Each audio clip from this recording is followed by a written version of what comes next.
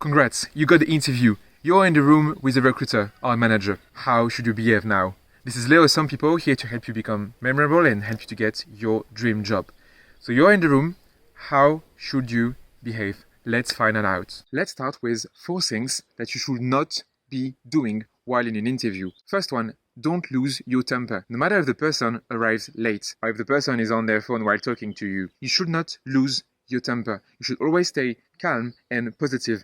Show that you can transform negative emotions into positive things. However, let's say that you have a meeting in an hour or an hour and a half time, and because of the interviewer, you might be late to that.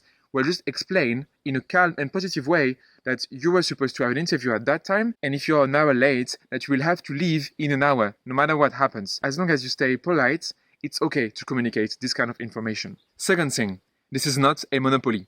You don't want to get all of the speaking time. I had some candidates spending 10 minutes introducing themselves. I do like a half an hour interview, so 10 minutes is already a third of the interview. This is too much, right? Have a right balance between saying things and listening things from the interviewer. You don't have to talk forever. Third thing, don't be fake during the interview. Yes, you can smile, but don't do so much. Don't behave like someone that you are not, which is always smiling like that. Don't spend so much time smiling this way.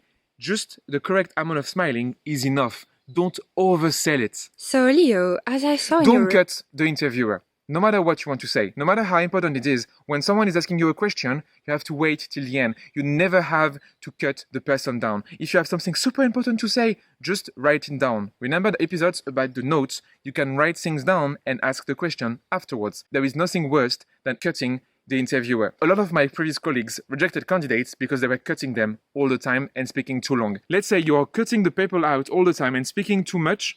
Well, I'm the interviewer, right? I have to ask questions as well. So what to do now? We just said it. First thing is being polite. The first thing you can do is behave like you were meeting the parents of your partner for the first time, which means, like being respectful, but still showing your personality. And the more you progress in the different steps, the more you can show your personality, still being respectful to the different person you will talk to. Second thing, you always have to be clean on you. Well, I don't ask you to wear a suit, because if you wear a suit for a startup, for instance, this is directly a no-go. You have to adapt how you dress yourself to the interview. And this is super important. You just have to check on the website how the people are dressed to kind of guess. Better having a clean and nice sweater that you like than wearing a suit which is like a low quality suit, because people will see it. So you should wear something when you feel comfortable in it. Third thing, you have to remember the names. People love to hear their names. And it's true in a professional way, but also in a personal way, right? So remember the name of the person you talk to, and in the end, you can end by, "Thanks, Clara, for your time. It was a pleasure talking to you." It's better than, "Thanks." People love flattery. If you're impressed by someone in interviews, you can say, "Wow, I know this is super hard to enter into that school. I'm super impressed. Can you tell me more about how you did it?" Or, "Wow, it's been 2 years you're in the company and you grew up the ladder super fast. What can I learn from you?" Using flattery is good. But like everything, don't do too much. You don't want to spend the full interview flatter the person. This would be too much and it would be counterproductive. Last advice, use Pareto principle. So spend 80% of your preparation on the 20% of the interviews which are the most important, which is the introduction.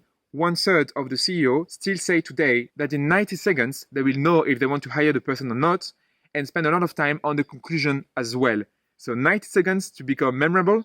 Tick tock, tick tock, tick tock. It's your call now. I believe in you. Subscribe.